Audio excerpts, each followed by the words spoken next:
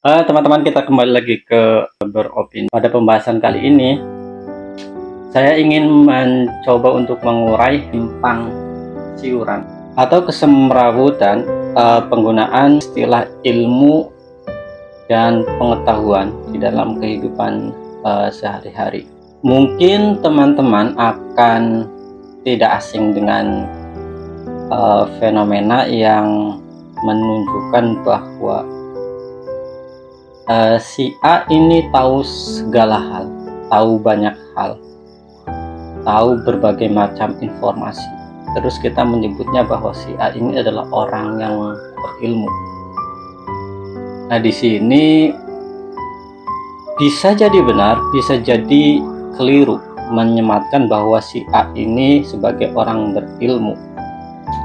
Karena bisa jadi si A ini hanya sebatas orang yang berpengetahuan saja, tetapi tidak berilmu. Loh, apa bedanya? Untuk memberikan perbedaan kedua istilah ini, saya ingin memberikan satu contoh yang sangat sederhana. Coba teman-teman jawab dulu ya pertanyaan ini. Kira-kira ketika diajukan apa rasa gula, saya yakin sebagian besar teman-teman tahu bahwa rasa gula ini manis. Nah, ketika sudah mampu menjawab bahwa rasa gula ini manis, apakah kemudian teman-teman bisa disebut sebagai orang yang berilmu? Nah, di sini perlu diajukan pertanyaan selanjutnya. Mengapa rasa gula manis?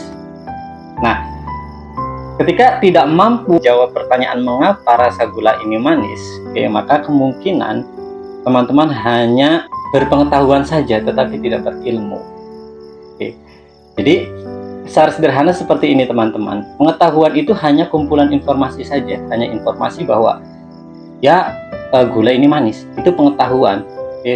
Kita mengetahui bahwa rasa gula ini manis. Nah, sedangkan ilmu, sebuah penjelasan secara sistematis yang disusun berdasarkan metode-metode tertentu yang benar, untuk menjelaskan sebuah fenomena, misalnya menjelaskan kenapa rasa gula ini manis.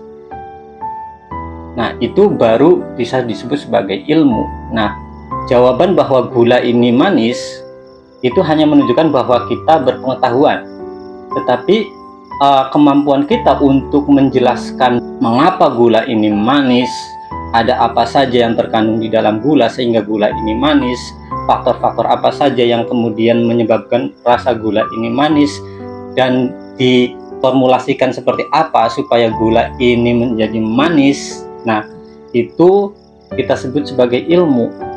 Jadi itu dua hal yang berbeda ya teman-teman, antara pengetahuan dengan ilmu.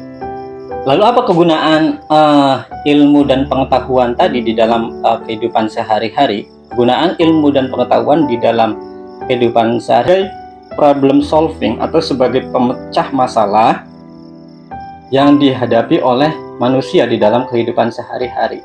Itu fungsi dari ilmu dan pengetahuan. Misalnya, manusia mengetahui bahwa gula ini rasanya manis, punya pengetahuan, punya informasi bahwa gula itu manis, maka manusia kemudian bisa menggunakan gula ini untuk meracik berbagai macam makanan, mencampurkan gula tersebut ke berbagai macam makanan supaya makanan itu terasa manis. Misalnya mengakali kopi enak tapi rasanya pahit banget, gimana caranya supaya kopi ini tidak terlalu pahit? Kita tambahkan gula. Atau misalnya ketika manusia mungkin zaman dahulu kala itu makan masih berupa daging mentah, itu mengalami kesulitan dan mungkin rasanya juga tidak terlalu enak, maka kemudian muncul pengetahuan bahwa ada loh satu hal di dunia ini yang bisa membuat makanan itu menjadi enak, yaitu dengan dimasak dengan menggunakan api.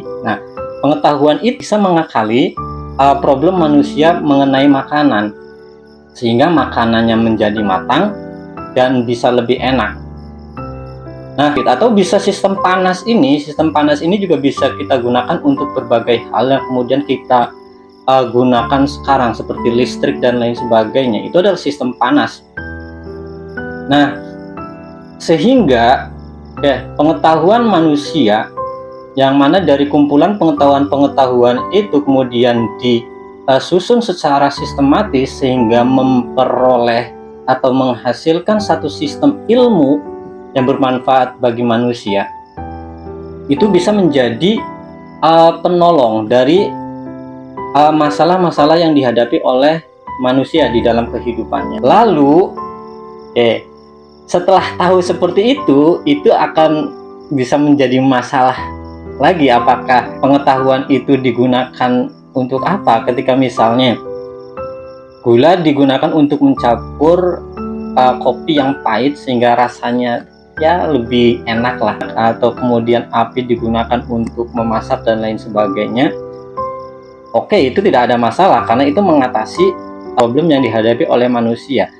Tapi kemudian ketika pengetahuan bahwa misalnya api bisa membakar, terus kemudian juga gula bisa menimbulkan rasa manis dan lain sebagainya, itu bisa menimbulkan masalah juga ternyata. Masalahnya apa? Ya, api selain bisa digunakan untuk memasak juga bisa untuk misalnya si A iseng, ada kucing lewat, dia kesel sama kucing.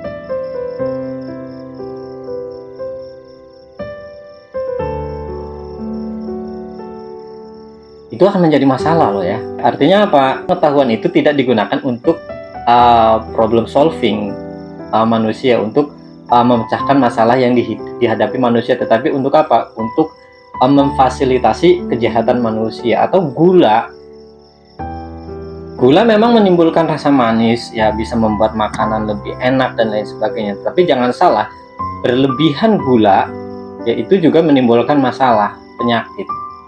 Nah, sehingga apa? Batas yang bisa membatasi penggunaan ilmu pengetahuan bagi kehidupan manusia agar kehidupan manusia bisa harmonis, bisa seimbang, tidak menimbulkan masalah, itu adalah etik. Maka inilah pentingnya etika di dalam kehidupan manusia setelah ilmu dan pengetahuan. Jadi apakah ilmu dan pengetahuan saja cukup? Tidak cukup, karena berpotensi terhadap penyalahgunaan tadi. Agar ilmu dan pengetahuan itu tidak mengalami penyalahgunaan, itu harus disertai dengan etik. Nah, itu seperti itu kira-kira.